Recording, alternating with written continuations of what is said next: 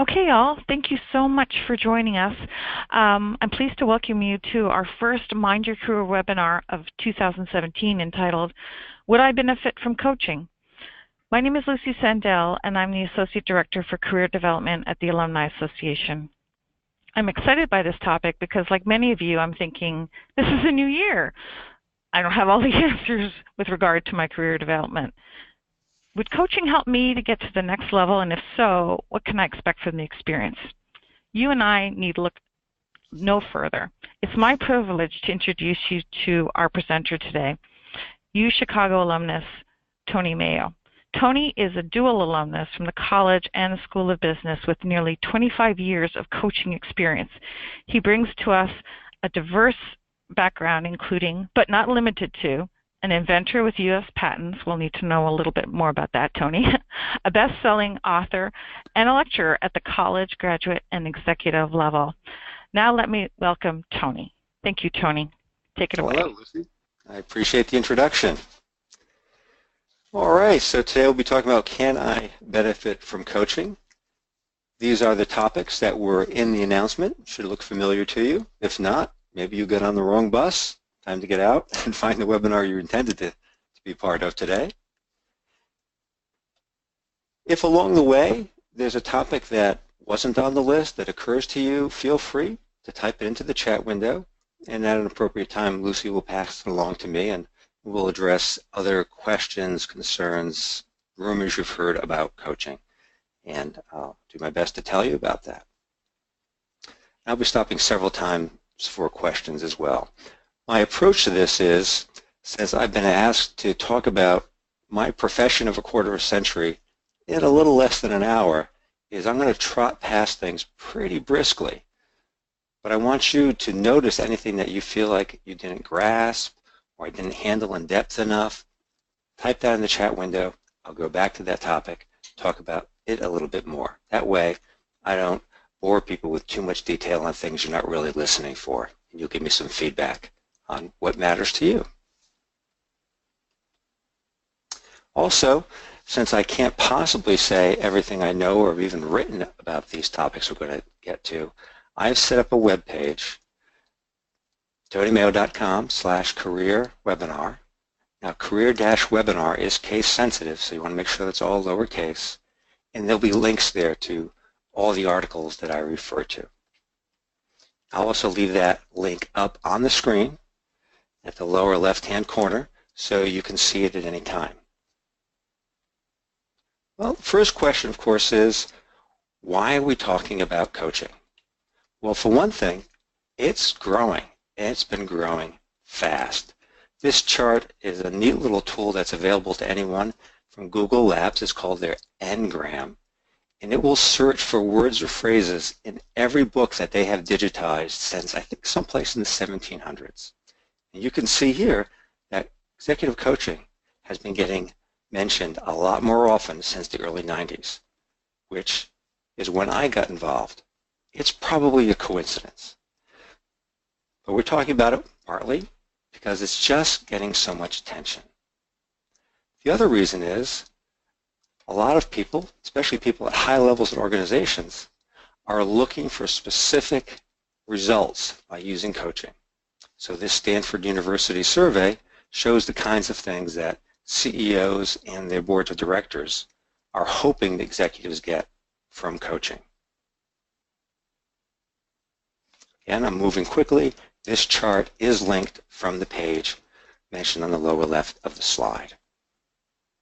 It's growing, it's in demand for specific reasons, and it's effective.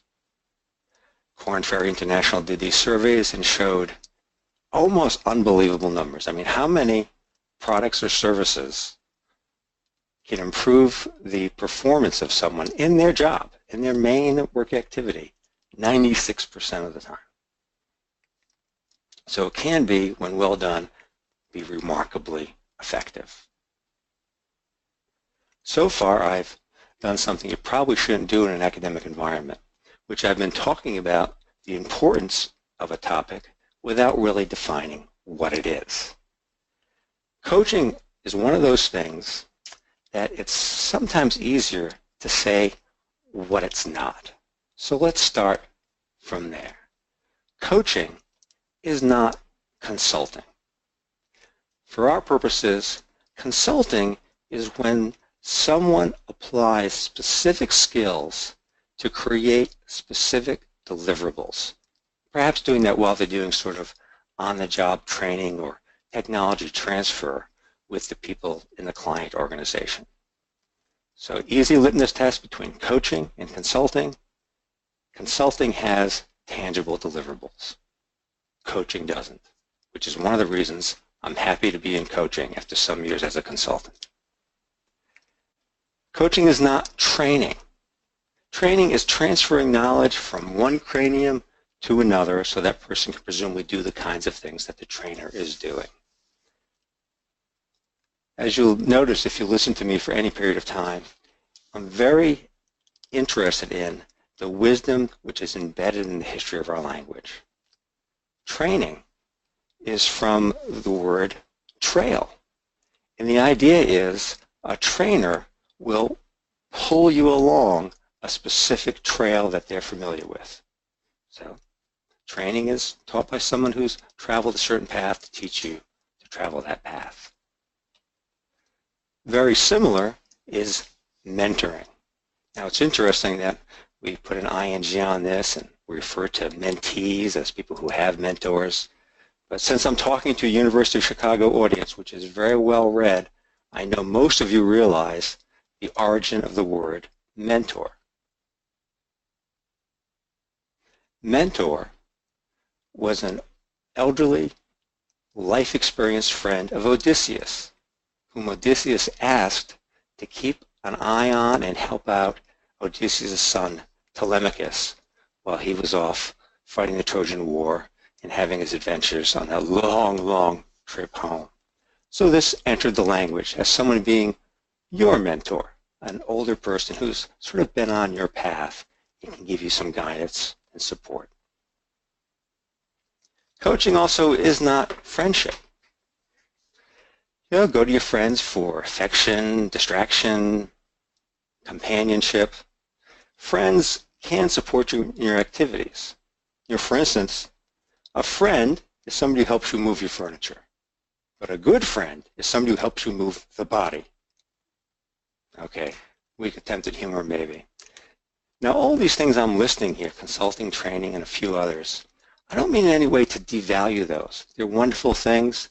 They're effective. They can make life richer, more worthwhile, but they're not coaching. Coaching is also not managing. Now, there's been a bit of a trend as coaching has increased in popularity to have trainings in coaching for managers or a coaching style manager. But in general, the way people manage is not consistent with how someone would coach. Specifically, looking at the history of the word, managing comes from the Latin word manos, for hand. It means to put your hand on something and move it so that it does the task you want done. Managing was originally used in English for controlling a horse. Someone who's good at managing the horse, they could put the hand on the horse and get it to do the work they wanted done. And you can see how it gradually turned into managing. Coaches do not manipulate their clients to get certain outcomes, certainly not outcomes that are of interest to the coach, whereas it's a manager's job, and it's a legitimate job to directly influence people to get particular things done. Coaching is not therapy. Therapy is from the Greek word meaning to heal, to give a medical treatment. So therapy comes from the point of view of let's find out what's wrong with this client or patient and then help them fix it. Coaching, on the other hand, starts from the premise that the client is okay, that the client has all the personal resources necessary to live the life they want to live and only need some insights, some tools, some support to apply what they have already. Again, therapy is a wonderful thing. I believe in it. I've taken advantage of it, but it's got a fundamentally different attitude going in than coaching. Therapy is fixing. Coaching is, you're fine, let's see what we can add to it. And finally, coaching is not advice. And this gets to one of the key salient characteristics of coaching. Coaching is all about helping a person see their own situation, their own resources in a way that they can apply them and use them better. Trying to help that person live their life the way they want to live it. Advice essentially means, this is what I would do if I were in your circumstances. Sometimes that can be useful. The catch is, the other person isn't in your circumstances, and they don't know what they would do if they're in your circumstances. They're guessing, they're remembering, they're inventing. Again, all those things can be useful. But you have to be careful, because when someone gives you advice, what they're really telling you is how they view the world. They're actually telling you more about themselves and their opinions than they are about your situation. So I've done all these things. I've had the advantage of all of these things. And I even do most of these things with my clients, except therapy. You need a license for that. I'm not going to get in trouble there. But the majority of the value I bring, and much of the time and effort I work with on a client, is none of these things. It's coaching. So far, Lucy, do we have any questions or requests for particular areas that they'd like to have covered? I guess the group has been so interested in what you've been saying. They haven't typed in questions, but you can type in one right now if you'd like. I have a question. What drew you to coaching? Like, you've been doing this for a quarter of a century, but what was the impetus for you? It was when let's back up. The president of my company went through a rigorous coaching program. He thought it was wonderful. He said any employee, he'd give the time off and pay the tuition to go through this coaching program. I thought, sure, I'll take it. And that's where I discovered what it was like to be coached. And I got such tremendous results just in a few days during the course in my personal life, in my clarity about my work, that I thought, this is a wonderful thing. I want to learn more about this. So I kept getting more and more coaching. And as I developed, I found that I wanted to be a coach. I wasn't interested so much anymore in being a manager or being a consultant. I wanted to help other people see what was possible in their lives. It's a very intimate and rewarding relationship to coach someone. So that's how I get started, and that's why I keep on doing it. Great. We have a couple more questions. Sure. Somebody wrote, I'd like to hear about options for non-executives to receive coaching. This person is about 10 years into their career. What might there be out there for them? Well, there are coaches that specialize in different aspects of your life. And as we talk more about what coaching is and how it works, you'll be a smarter, sharper, and consumer of the various kinds of coaches. Any experienced, competent coach is going to specialize. I specialize in owner-operators of established businesses. That's what I was as a profession. That's the people I work with most. That's where I can have my greatest effect. There are people who will coach you around dealing with chronic illness. There are people who will coach you around your marriage. There are people who will coach you on health and fitness. Now, I'm using the word coaching precisely.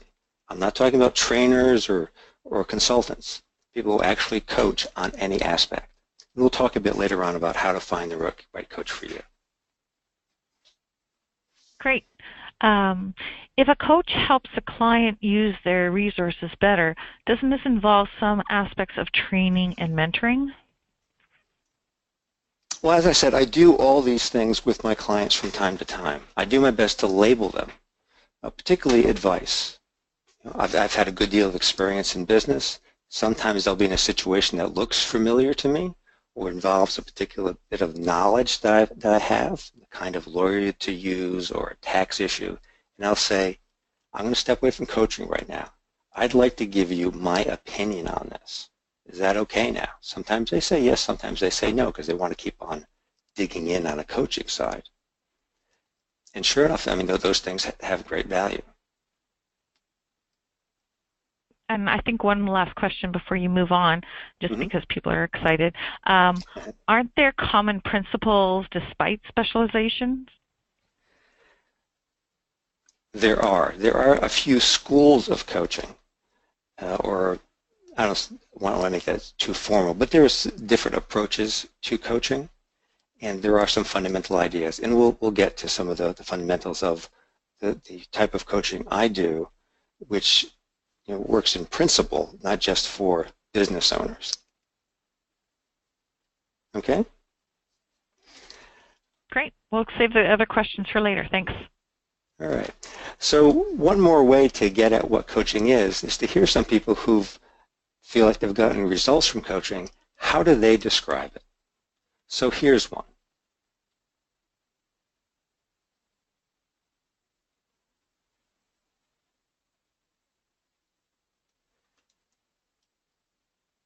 So here you can see Nancy distinguishing coaching from advice. Input from many sources and experts, which is good. She's gotten that. She appreciates it. But she said working with a coach was something different, drawing out her own best thinking and helping her see what's the best for herself.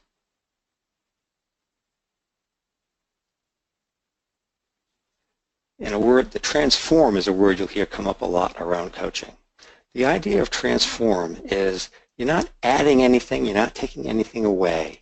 You're taking what's there and putting it in a different form that's closer to the purpose. And the most wonderful example I've witnessed of that is to imagine a rosebud. Some people actually like their roses when they are in that bud phase, nice and tight and small. It's a perfect rose at that point. And then as the petals open up, it changes dramatically, but nothing has been added or taken away. It's all the same pieces. They're just in a different form. Here's one more person talking about coaching.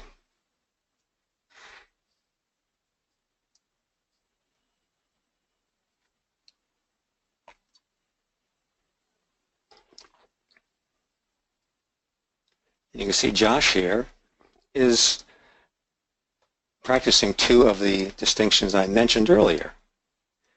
Help me look at the world in a new perspective. So he's in the same business, he's the same person, but he sees things differently. He notices different things, and therefore he takes different actions. One of the key shifts he took on was rather than fixing things, and we all know people who are just firefighters at work. There's always something wrong, they're always jumping on top of that. But there's an endless supply of fires. So he shifted from fixing what's wrong and started to pursue what was possible. Not assured, not promised, just possible. He said that change of perspective has made all of the difference. I've got a typo over there. I don't know why that word results is still hanging in there. I'd like to be able to coach each one of you so you get that sense of what it's like, because it's a marvelous thing to suddenly realize that you can deal with the same circumstances in a radically different way that's more effective. But here's something that's similar to it. Suppose I had asked you to install a window that meets the following specification. I want it to be 1 foot high, 1 foot wide. Now, I know you're probably not carpenters or contractors on this call, not all of you, but you can visualize what a window would look like that meets my criteria, I suppose. And if you're like most of the groups I've worked with, what you're visualizing is something that looks like that. a square window, 1 foot high, 1 foot wide. And say you install that in my house. Well, I come by when the work is finished, and I say, well, it is 1 foot high and 1 foot wide, but it lets in an awful lot of light and heat. What I had in mind was a window that was 1 foot high, 1 foot wide, but half the surface area of the one you've put in. Can you visualize what that window might look like?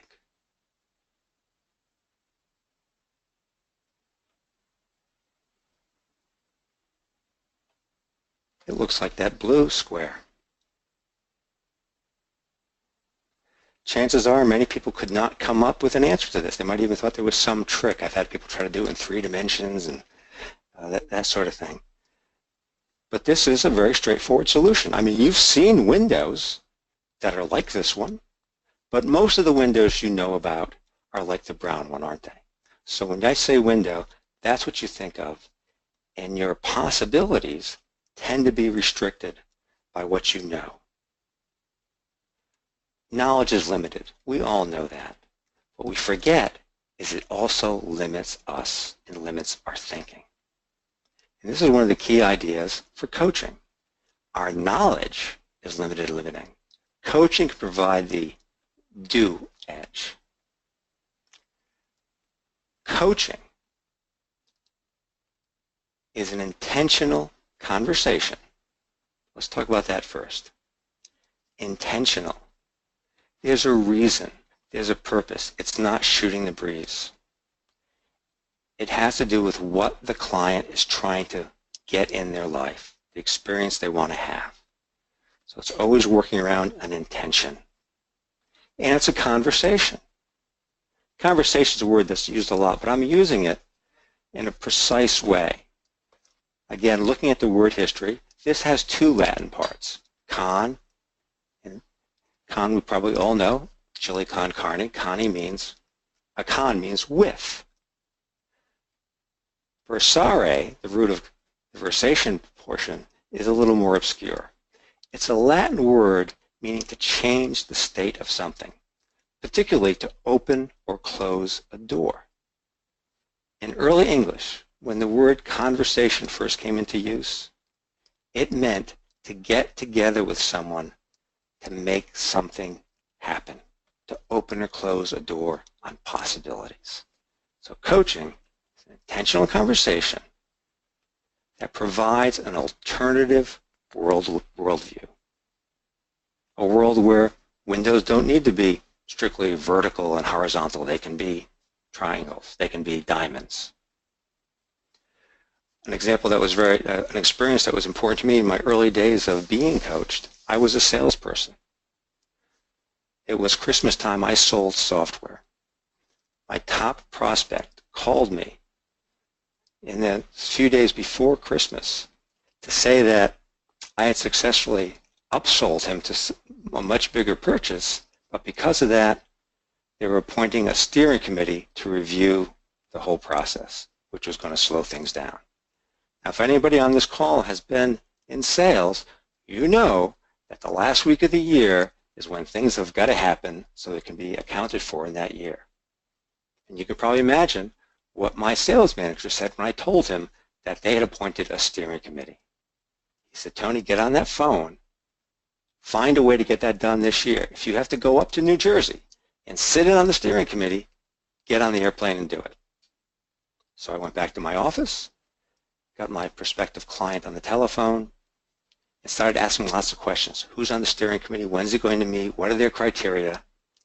And I sort of astrally projected and imagined myself sitting at my desk with decorations and Christmas cards taped up. And I thought, I do not want to be beating this guy up at Christmas time.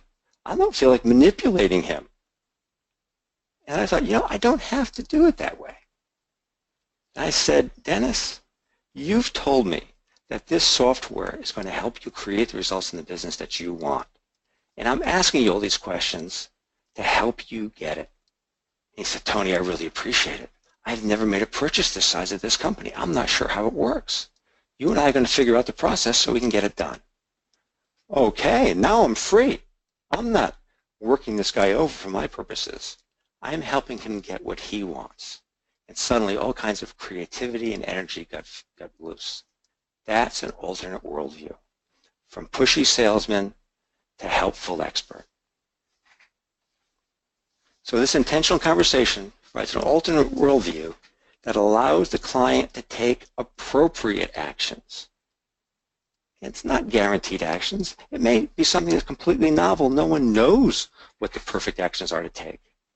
But we find out what's, given this worldview, given our intention, what would be the most appropriate action to take? And those appropriate actions should always be in service to his or her, the client's chosen possibility. Two important coaching concepts in that portion of the sentence. Chosen. I'm continually reminding clients that they are free. They have choices, more options than they think they do. Sometimes this can be simple, like you don't have to keep that employee. You don't have to lease this new equipment. Sometimes it's a bit more dramatic. I had one client who was very overwhelmed with work and home demands. She called me one day and says, I can't even have a coaching call today. I've got to get my son out of school because he's sick. And it's ruining my day. I said, you know, you have a choice. She kind of sighs, oh yeah, I always have a choice. What is it? I said, you don't have to pick up your son at school. She said, well, of course I do. I'm his mother. She says, you don't have to. There are mothers who don't do that, aren't there? They can't get out of work or they don't care as much. She says, yeah, but I'm going to do it. Why? Because that's the kind of mother I am. Yes, and you've chosen to be that kind of mother. Stop whining about it. It's a choice. The other key concept here is possibility. What have we imagined as a possible way? Again, not guaranteed, but plausible. Something you could imagine could work out. Possibility is a word that came into the language from the existentialist writers. And there's a other side of that coin. The opposite of an attitude of possibility is an attitude of facticity, to be bound and tied down by the facts of the current situation. And that's a choice we continually face.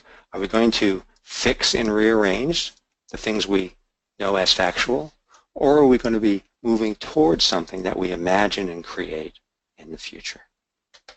So that's what coaching is. An intentional conversation provides an alternative worldview that allows the client to take appropriate actions in service of his or her chosen possibility. Here's another quick experience that is sort of similar to coaching. Do you know what that picture is of? What does it represent?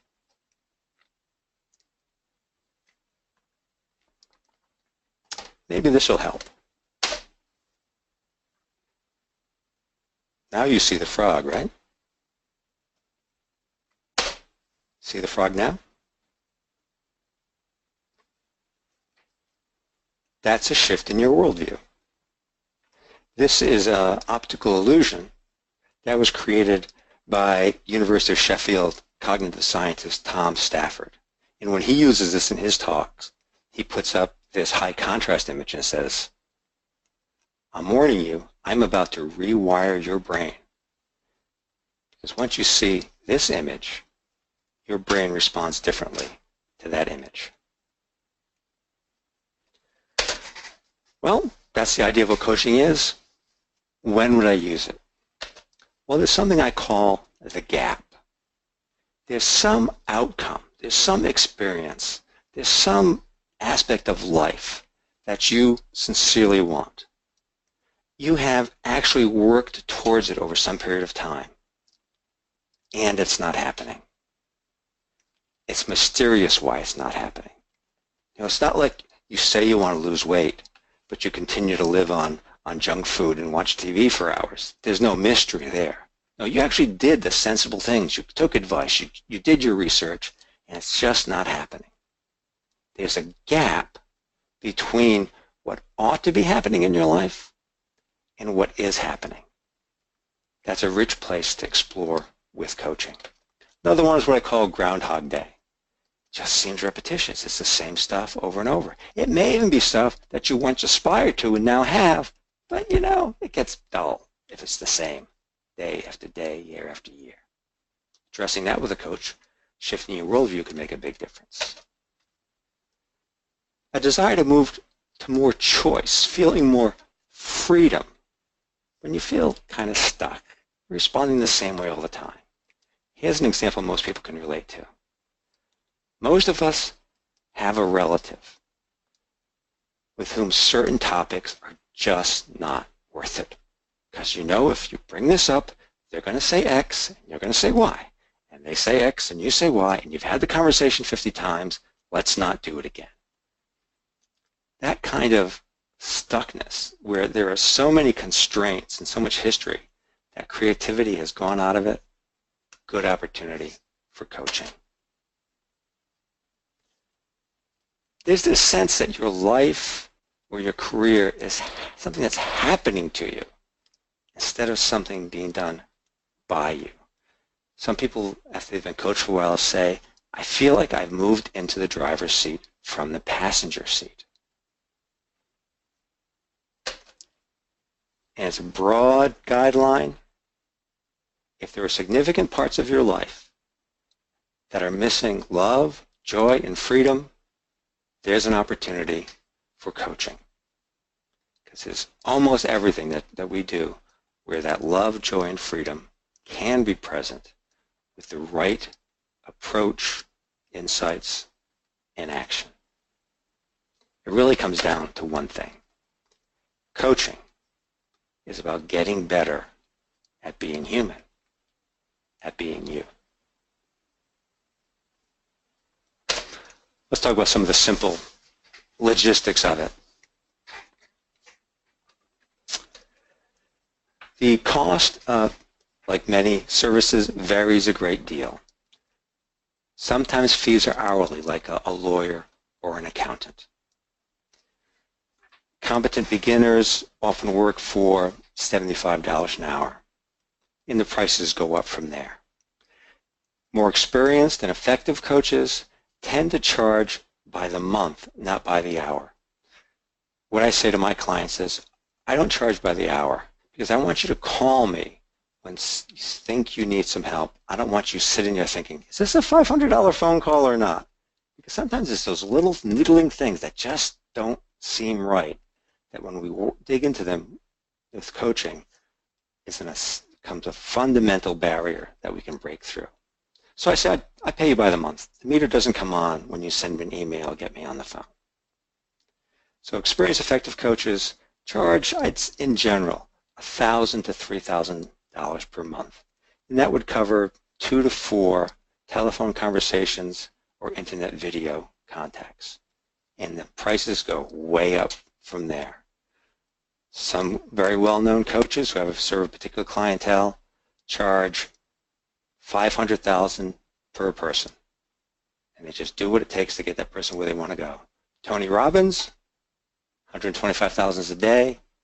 He has $1 million programs. You can spend as much as you have on coaches if you try. So we talked about the cost. The contact time is 2 to 4 hours a month. Calendar time, I always tell my prospective clients, plan on working with me for at least a year. And don't look at what the results are for 6 months minimum. The way it works is, it's not a smooth, incremental set of changes or improvements. What happens is from time to time, there's a big shift towards what you want, breakthroughs. So you plod along for 6 months, seems like nothing's happening. And then bang, you're where you couldn't believe you would have been in 5 years. But it only took 6, 7 months. And those breakthroughs open the possibility for more breakthroughs. So there are various intervals. So minimum 6 months, more like a year.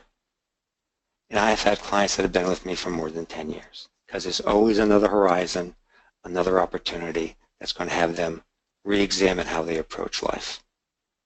The question is, to find out if it's working, is your life closer to the experience you want? I'm not just talking about amount of money or other specific measurable results. It's a moment-to-moment experience of life. Are you getting closer to that, or is it happening more often? Plus, take a look at your toolkit. Do you have more and more resources, ways of being that are effective? For example, there's a very popular Imago marriage counseling approach. They have a model for having a conversation with your spouse over difficult issues. That's a powerful toolkit. Many times my wife and I thought, this is a hard topic, why can't we get anywhere? Pull out the one page, ask and answer in their format, it just works. So that's another way to judge whether you're doing well with your coach. Are you having more tools, more ways of interacting with people that get you closer to your experience? One of my mottos is, when my guiding lights, is there's a way to say almost anything to almost anybody that works for everybody. But sometimes it takes some work and intentional conversation to find out exactly what that way is. Now the natural question is, how long do the results last? Is it as ephemeral as a snowflake? Well, no. It's more like how long the moon and the stars last. Just as that psychologist said he was rewiring people's brain with the picture of the frog, effective coaching shifts how you see things. And you have that distinction forever. You're going to see this frog now, an hour from now, a year from now. You've got the distinction frog for this situation. Let's take a moment for some questions.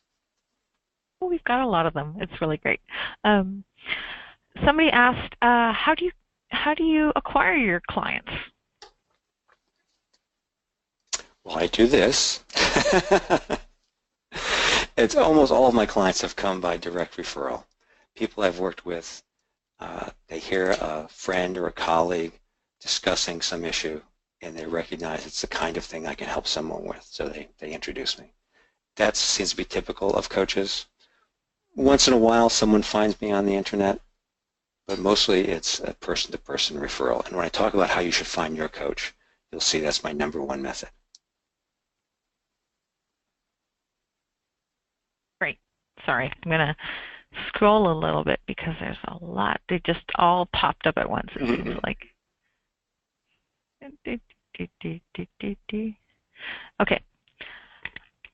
Oh, this is a question, I guess, not referring directly to your presentation, but somebody was, this is a coaching question.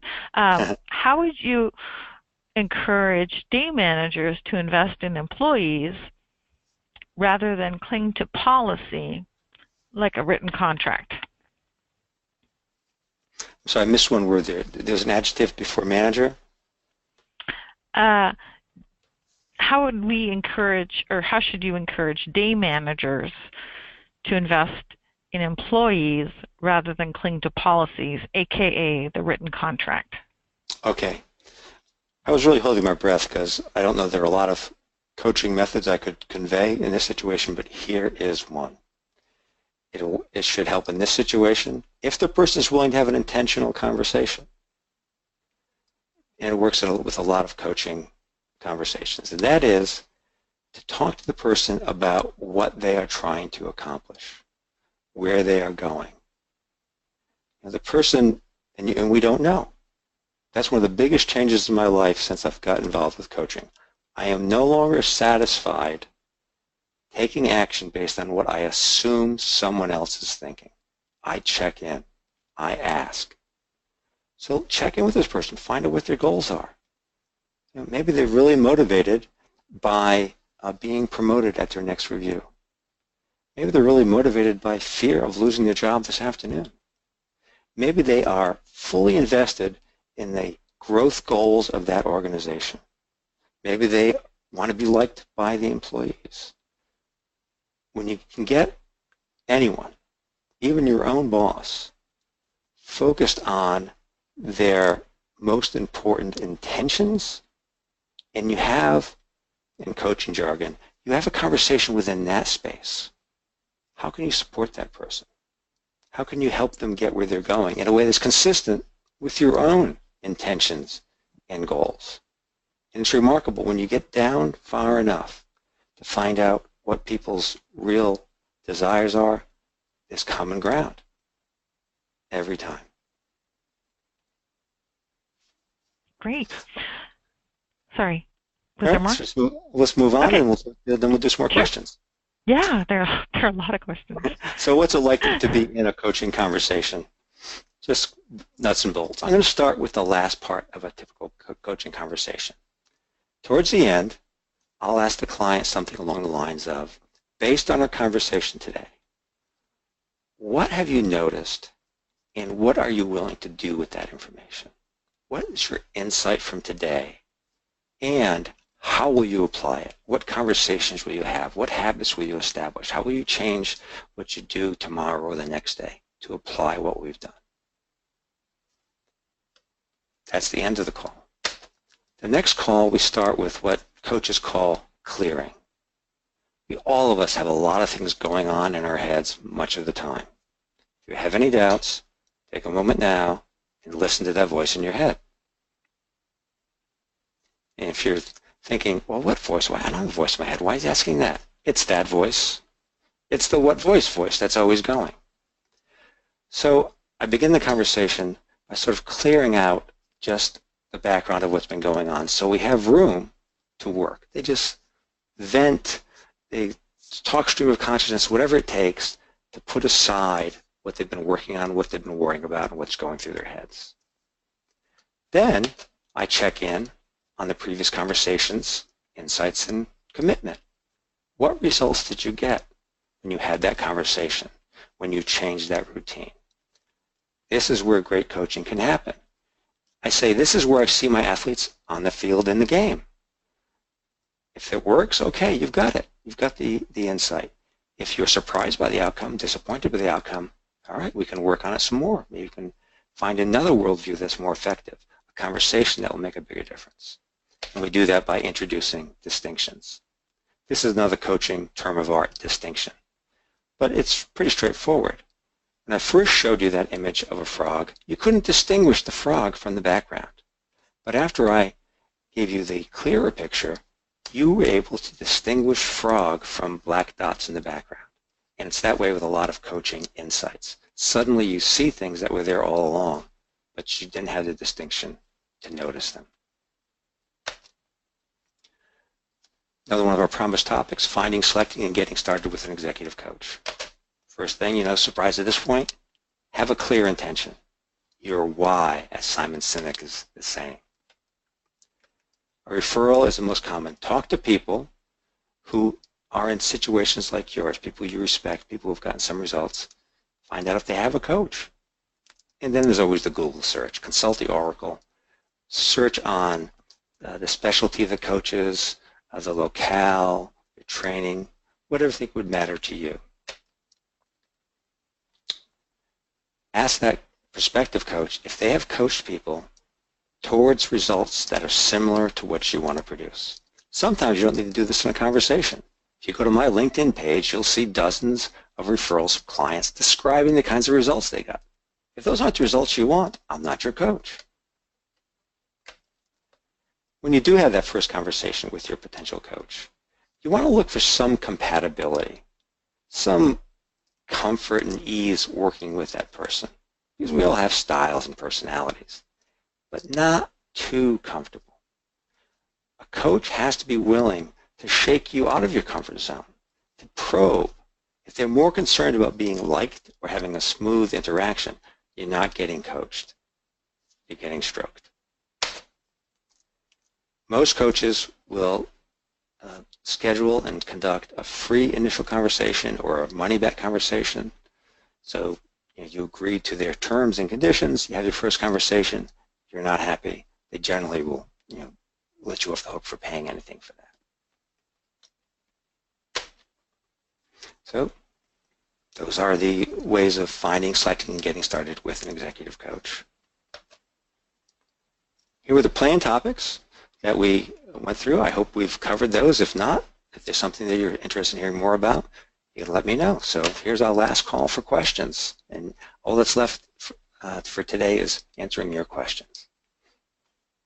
Sure. There are quite a few. Can you please share with us a real-world case of coaching that you've worked on? Lucy, anybody has similar questions so you can narrow down what kinds of result or situation you'd be most interested in? Sure. Here's an example. Somebody is thinking of or selling their company that they started with their spouse, who is now deceased, and they're wondering what to do next. Is that an appropriate time to think about coaching, or should they? Yeah, it certainly is, and I'm sorry to hear about someone losing their life and business partners. That's going to be a big shift, and absolutely one where you want to get some coaching, because you're being forced to live in a different world now. And if you take your same assumptions and point of view into that, it's not going to be good. So there are coaches around death and bereavement. There are coaches around business and business sales. I've done a lot of that. But they're going to help you see what you have, understand and visualize better where you want to be, and then draw out of you the way to build that bridge between the two. And when I talk about build the bridge, that's a little bit too specific and mechanical, especially with the kind of people I coach, but in general with coaching. Sometimes they'll come to me, they want the answer. They want the way to do it. I say, sorry. There's no roadmap where you're going when you're running a business or building your life or dealing with a shift in career. I don't give maps. I do wilderness survival training, because where you're going is unexplored territory. That can be exciting as long as you have a good coach. What's next? One of the questions is, how do you deal with people who've just lost a job and only want to get a job? Is that really where your specialization is? Or are you more working with people that are in a career and are looking to the next level? Yeah. My particular specialty is with the owners who are operating their own business. There are people who work with what you're facing, but we need to get precise about what you're facing. If you have an urgent financial or personal need to get a job, that is in the realm of consulting. That's something you can get a book on. You can follow steps to do an optimal job finding strategy, particularly if you just want to find a job very similar to the one you've had. However, if you want to take this opportunity, you have the resources, the personal support, the confidence to take some time to think about what you want to do next, like someone who's just sold a company. Great time to do that. Then coaching, I would say, is the way to go. So you just want to get back on the track you're on, get a consultant, read a book. There's plenty of them that are great. If you want to take this opportunity to explore the possibility of following your passion or making an impact on the world, that's where coaching comes in. Great, thank you. And there were questions about, does the University of Chicago provide a list of coaches? And we do on our website. You can look there for anybody who's interested. Another question was, if things are going great or you're comfortable, how would you know if you would benefit from coaching still?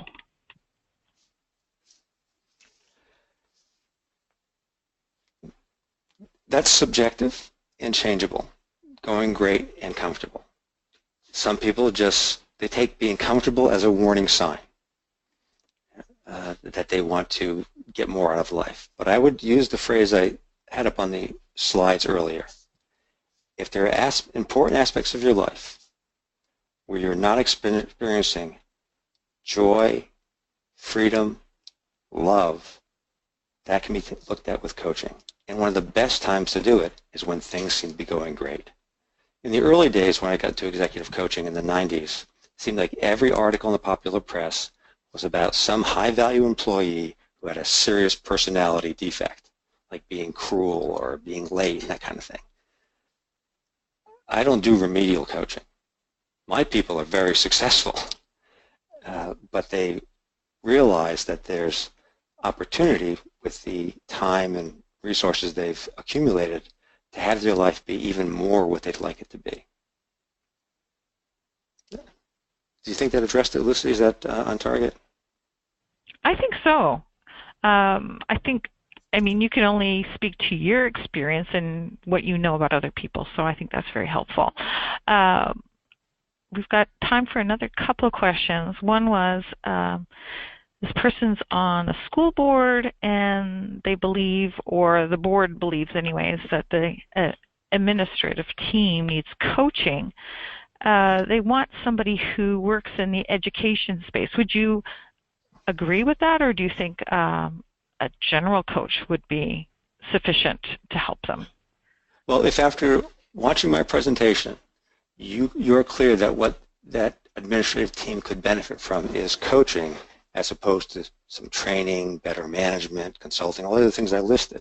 If you're really clear that it's coaching that would make the difference you want to see, I would recommend that you get someone who's experienced with management teams of that size, possibly with experience in the nonprofit government area. I wouldn't get any more specific than that. Remember the slide I put up of the client who said, I talk to lots of experts on things, and coaching's different. Coaches don't need to be experts on your job or your particular industry. I have one colleague whose business card's title is Professional Outsider, because we have a different perspective, because we're not experts in your industry, because we're not living in the world you are. We can help you see it differently. If I see it the way you do, I'm not going to do any coaching. I think that's a good point, because if you're right in there, you probably think, you're doing great. I don't know why anybody suggested me. So that's a good point. I think there was a slide definitely that had stuckness. And the question is, do you think people are stuck because of fear? And if so, how does somebody tackle this?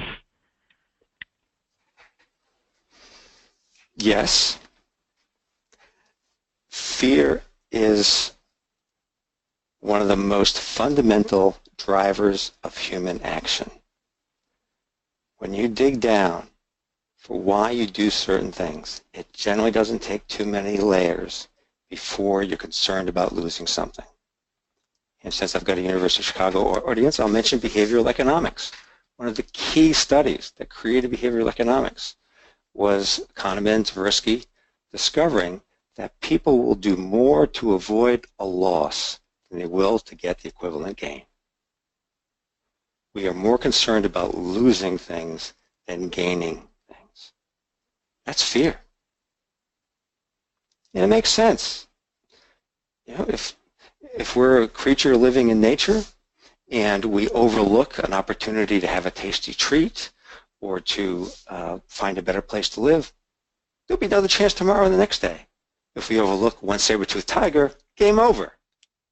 So we're very, as one psychologist put it, we are Teflon for good things and Velcro for bad things.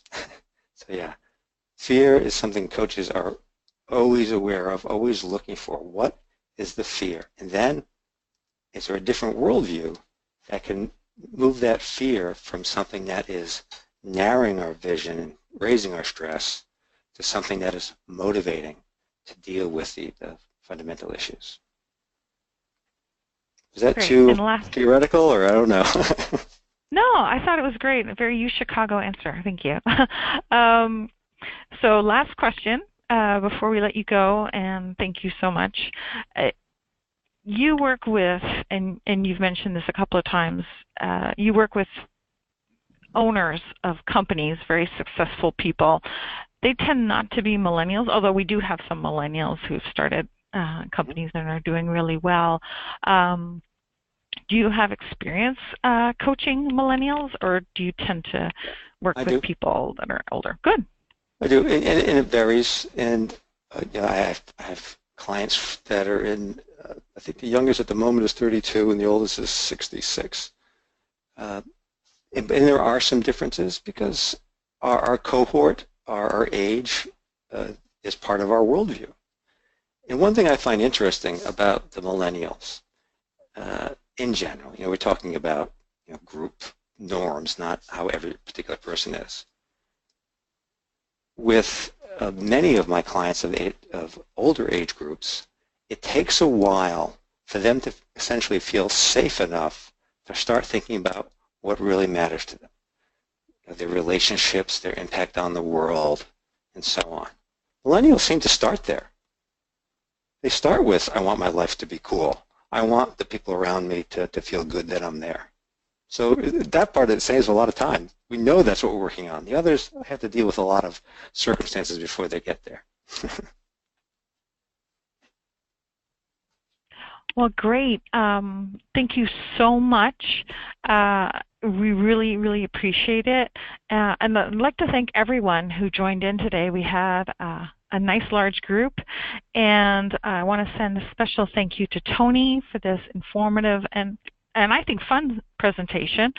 As a reminder, please watch your email for a link to the recording along with a follow-up survey. It's very short, just asking you what you liked about this, because I'm sure there's nothing that you didn't like, and what you'd like to see in the future.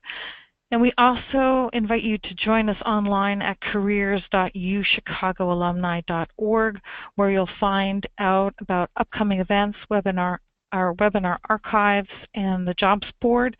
And if you've hired a Maroon, we want to let you know so that we can send you a nice thank you gift. Thank you again, Tony, and I hope everyone enjoys the rest of their day. Cheers. Appreciate the opportunity. Bye. Bye.